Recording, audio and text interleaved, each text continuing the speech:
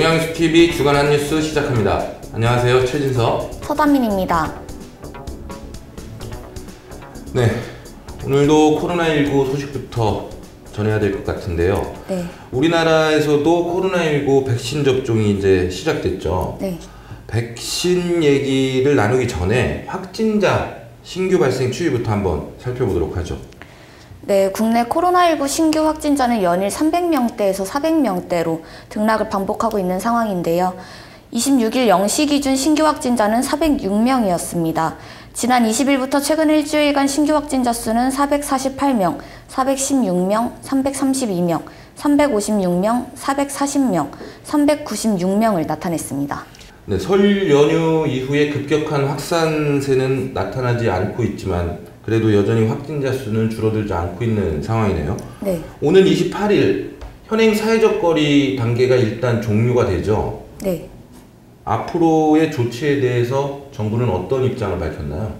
정부는 현행 사회적 거리 두기 단계를 2주 연장하겠다고 밝혔습니다. 수도권은 2단계, 비수도권은 1.5단계인데요. 5인 이상 모임 금지와 영업시간 제한 조치도 현행대로 유지되고요. 이 조치는 내달 1일부터 14일까지 적용됩니다. 이와 관련해 정세균 국무총리는 직장과 병원, 가족 모임 등 일상 곳곳에서 산발적인 집단 감염이 계속되고 있고 감염 재생산 지수도 2주 연속 1을 넘고 있다며 꾸준히 유입이 확인되고 있는 변이 바이러스 또한 우려스러운 요소라고 말했습니다. 네, 산발적인 집단 감염이 계속해서 발생하고 있고 또 변이 바이러스도 유입되고 있는 상황이라 재확산 우려는 여전히 남아있는 상황이네요. 네. 네, 국민들이 정부의 방침에 더 신경을 써야 될 것 같습니다. 자, 그럼 아까 말씀드렸던 국내 첫 백신 접종에 대해서 얘기를 나눠볼까요? 네. 지난 26일 날 백신 접종이 시작됐어요. 네, 맞습니다. 지난해 코로나19 확진자가 우리나라에서 처음 확인된 이후 1년하고도 한 달여 만인데요. 아무래도 모든 국민들이 간절히 기다려온 날이 아닌가 싶습니다. 26일 오전 9시 전국 보건소와 요양병원 1915곳은 코로나19 아스트라제네카 백신 접종을 시작했습니다. 아스트라제네카 백신은 SK바이오사이언스가 위탁 생산한 제품으로 지난 23일 78만 5천 명분이 처출하됐습니다. 앞서 정부는 아스트라제네카와 1,000만 명분의 백신 구매 계약을 체결한 것으로 알려졌는데요. 네. 이 중에 첫 출하된 백신이 지난 26일 날 접종이 된 거죠? 네, 백신 접종은 전국 요양병원과 요양시설, 정신요양, 재활시설의 만 65세 미만 종사자와 입소자를 대상으로 이루어지는데요. 26일에는 전국 213개 요양시설의 종사자와 입소자 5천여 명이 백신을 접종받았습니다. 또 292개 요양병원에서도 자체적으로 접종을 시작했습니다. 네, 이렇게 백신 접종이 시작되면 아무래도 1호 접종자는 누구인가 관심이 있기 마련인데요. 네. 방역당국은 그러나 1호 접종자를 특정하지 않겠다고 밝혔어요? 네, 질병관리청은 접종이 시작되기 하루 전날인 25일 코로나19 백신을 접종하는 특정 한 명을 1호 접종자라고 의미를 부여하기보다 접종이 시작되는 첫날의 의미를 두고 예방접종 시행 준비에 만전을 기하고 있다고 전했는데요. 그러면서 26일 전국에서 접종을 받는 대상자 모두가 첫 번째 접종자분들이라고 했습니다.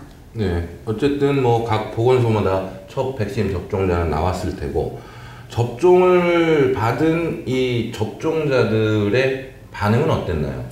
첫 백신 접종을 앞두고 우선 보건소 관계자들은 원활한 접종을 위해 분주한 모습을 보였습니다.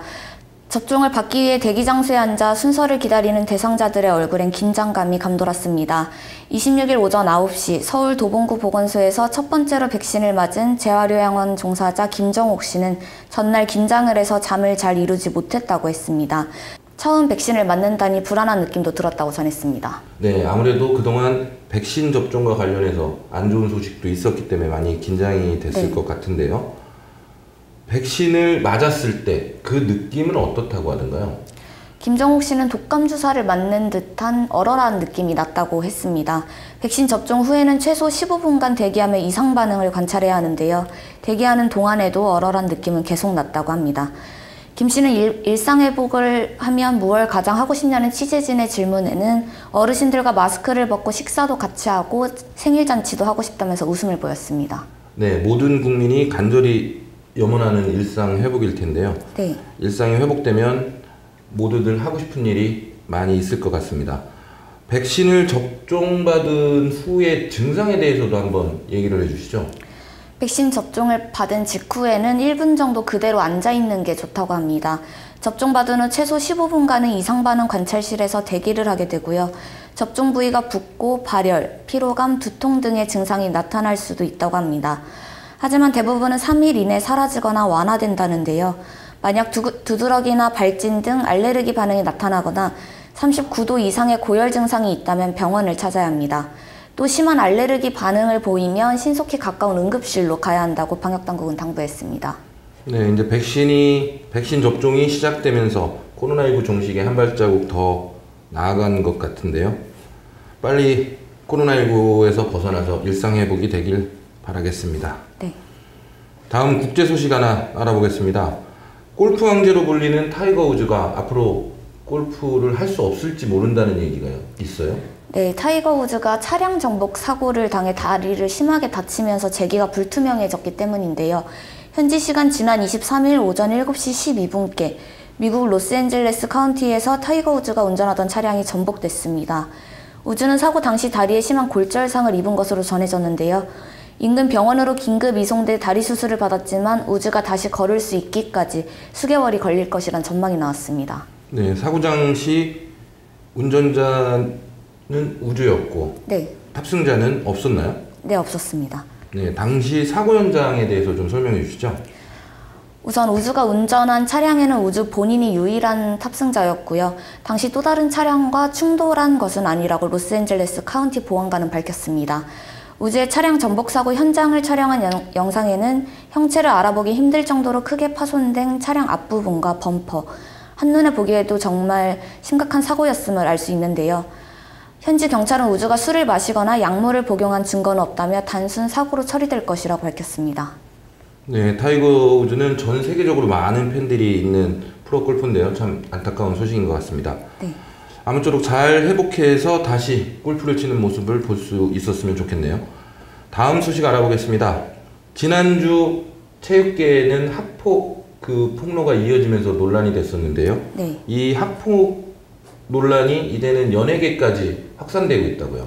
네, 맞습니다. 학교폭력 폭로가 이번엔 대중의 사랑을 먹고 사는 연예계로 번지면서 화두로 떠올랐는데요. 드라마나 케이팝 등 국내를 넘어 해외에서도 큰 사랑을 받는 우리 연예인들의 학교폭력 폭로는 국민들을 놀라게 했습니다. 최근 아이오아이 출신 김소혜, 아이들 수진, 세븐틴 민규, 배우 김동희, 박혜수, 조병규 씨 등이 학폭 가해자로 지목을 받았는데요. 하지만 이들 모두 학폭 의혹을 부정하면서 현재 소속사들이 법적 대응을 예고한 상황입니다.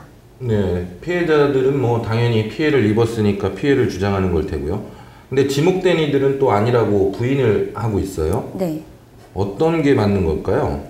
글쎄요, 우선 최근 인터넷 익명 게시판에는 이 같은 폭로가 계속해서 이어지고 있는 상황인데요.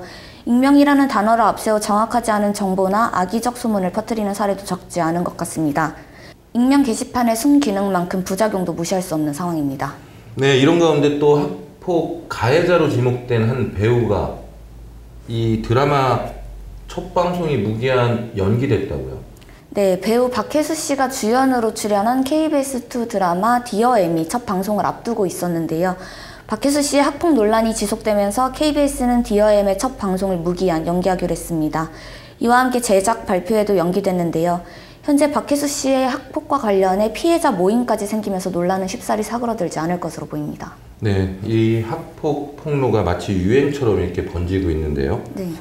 정확한 사실에 근거되지 않은 폭로는 엄중한 처벌도 뒤따라야 할 것 같습니다. 네. 대한민국은 지난 26일 코로나19를 극복하고 평범한 일상을 회복하기 위한 첫발을 뗐습니다. 바로 코로나19 백신 접종이 본격적으로 시작된 것인데요. 전국 각지에서는 각 지역 1호 백신 접종자에 대한 보도가 잇따랐습니다. 이제 코로나 시대에서 백신 시대로 넘어가는 모습입니다. 앞으로 남은 것은 포스트 코로나 시대를 맞이하는 것만 남은 것 같습니다. 물론 올 한 해 계속해서 순차적으로 백신 접종을 이어나가야 하지만 그래도 본격적인 백신 접종이 시작되고 보니 길고 길었던 터널의 끝이 보이는 것만 같습니다.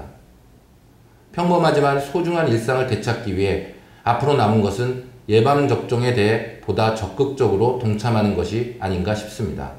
이번 주 주간 핫뉴스는 여기까지입니다. 시청해주셔서 감사합니다. 저희는 다음 주 더 알찬 소식으로 찾아뵙겠습니다.